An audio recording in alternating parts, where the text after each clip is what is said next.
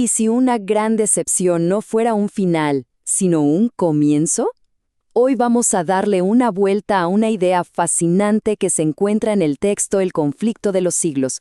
La idea de que un fracaso, uno de esos que te rompen por dentro, puede ser en realidad una herramienta para llegar a una comprensión mucho más profunda. Y todo arranca con esta afirmación, que es potentísima. Nos dice que la historia no es un caos de eventos al azar, sino que sigue un patrón, una especie de diseño divino. Especialmente cuando hablamos de los grandes movimientos religiosos. A ver, ¿qué significa eso en la práctica? Vamos a meternos de lleno. La idea central es esta. Los principios de Dios son constantes, no cambian. Lo que sí cambia, y mucho, es nuestra comprensión de ellos. Siempre es incompleta. Es como si estuviéramos armando un rompecabezas gigante, pero solo tuviéramos unas pocas piezas. Y esto es clave. O sea que ni siquiera las personas que recibieron inspiración directa del cielo, como los profetas, tenían la película completa. Solo recibían la luz suficiente para la tarea que tenían justo delante. Piénsenlo así. Es como tener una linterna en una noche oscura. Solo te alumbra el siguiente paso, no todo el camino. El texto, además, identifica varios obstáculos que, nos nublan la vista y nos impiden entender bien la verdad divina. Y vamos a ver cómo estas barreras fueron protagonistas en dos momentos históricos que de verdad son impactantes. Ok, vamos con nuestro primer caso de estudio. Nos vamos directo al círculo más íntimo de Cristo, a sus discípulos. Estaban llenos de fe, de esperanza, pero su visión de futuro, como veremos, estaba completamente distorsionada. Y aquí está la gran paradoja. El mensaje que predicaban era el correcto. El reino de Dios se ha acercado. Perfecto. El problema era lo que ellos entendían por eso. En sus mentes, eso significaba un rey guerrero, un líder político que iba a liberarlos del Imperio Romano. Y esta idea, que era la creencia popular, los dejó ciegos, totalmente ciegos a las profecías que hablaban de un Mesías que sufriría. Entonces, imagínense el shock, el golpe brutal, cuando su líder, su rey esperado, es arrestado y crucificado como un criminal. Eso no fue solo una tragedia. Fue la demolición absoluta de su mundo, la aniquilación total de la esperanza que los movía. Para ellos, en ese momento, la crucifixión no era una pieza de un plan más grande. No, para nada. Era el final. Punto. Un fracaso rotundo que los hundió en la duda y en la más profunda de las desesperaciones. Pero esta historia de una esperanza destrozada no es la única. Ahora, demos un salto en el tiempo. Un salto enorme de casi 2000 años. El texto nos muestra un paralelo que es de verdad sorprendente con un grupo de creyentes del siglo XIX.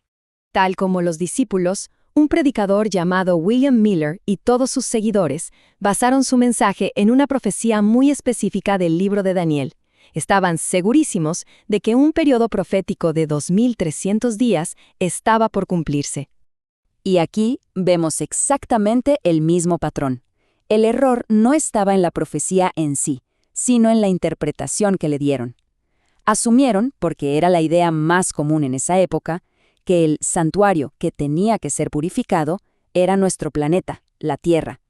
Y esto los llevó a una conclusión dramática, que el mundo se acabaría en una fecha concreta del año 1844. Claro, llegó el día esperado. Y pasó, y no sucedió absolutamente nada. La decepción fue masiva, devastadora y además pública. Sintieron esa misma caída al vacío, esa misma desesperanza que habían sentido los discípulos tantos siglos atrás. Y aquí es donde todo esto se pone realmente interesante, porque el texto argumenta que esto no fue un simple error de cálculo, no fue un error de Dios, fue, en realidad, un proceso intencional, aunque claro, muy doloroso. La pregunta es inevitable, ¿no? ¿Cómo es posible que gente tan sincera, tan dedicada, siguiendo lo que creían que era un mensaje de Dios, terminara en un error de estas dimensiones? ¿Era un fallo en el plan divino o había algo más detrás de todo esto? A ver, para los discípulos, el error fue mezclar peras con manzanas. Confundieron dos conceptos: el reino de gracia, que es un reino espiritual que Cristo vino a establecer con su muerte, con el reino de gloria, que es el reino literal, físico que se establecerá cuando Él vuelva. Ellos querían la gloria, el triunfo ya, sin entender que primero tenía que venir la gracia. Y con los adventistas pasó algo muy parecido. El error fue de ubicación, por así decirlo. La purificación del santuario no tenía que ver con quemar la tierra con fuego. Según una nueva comprensión, se refería a una fase de juicio que ocurría en el santuario celestial, un concepto que tiene sus raíces en las ceremonias del antiguo templo de Israel. El evento no era en la tierra, era en el cielo. Así que esa decepción tan terrible no fue un accidente. Al contrario, era el mecanismo. Era como un crisol, un fuego diseñado para purificar. Su propósito era quemar todo lo que no era puro. El orgullo, las teorías humanas, las ambiciones de este mundo. Forzó a los creyentes a soltar sus propias ideas y a aferrarse al único sólido que les quedaba, las Escrituras. Y acá es donde la historia da un vuelco total, un giro de 180 grados. Porque para los dos grupos, tanto para los discípulos como para los adventistas, lo que parecía al final, la derrota más humillante, fue en realidad el verdadero punto de partida de su misión. En el punto más bajo, en su momento de mayor oscuridad, a ambos grupos les pareció lo mismo, que la promesa, que la mismísima palabra de Dios les había fallado, que todo había sido en vano. Pero es justo ahí, en el fondo del pozo, donde ocurre el milagro. Esa desesperación los obliga a volver a las Escrituras, pero esta vez de otra manera, sin la arrogancia de creer que ya lo sabían todo, sino con una humildad nueva. Y allí encontraron una luz que no habían visto antes. De hecho, después de resucitar, el propio Jesús hizo esto con sus discípulos. Los guió a través de las profecías para que entendieran todo de nuevo. Y esto nos revela un patrón clarísimo, casi como un mapa.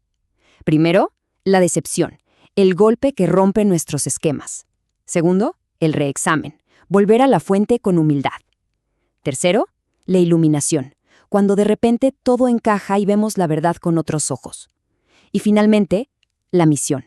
Ahora sí, una misión purificada y con un propósito real. Y esta idea es el corazón de todo este análisis. Su fracaso más grande, su prueba más dura, no fue un obstáculo para su misión. Fue, de hecho, la preparación indispensable para poder llevarla a cabo. Al final, esa experiencia tan amarga no los llevó a la vergüenza, sino a todo lo contrario, a una confianza inquebrantable en una sabiduría divina que evidentemente está muy por encima de nuestra limitada comprensión humana. Y así nos quedamos con una pregunta que resuena mucho más allá de estas historias del pasado. ¿Con qué frecuencia, en la vida misma, un momento que se siente como una derrota absoluta no es realmente el final, sino el doloroso pero muy necesario comienzo de una verdadera revelación?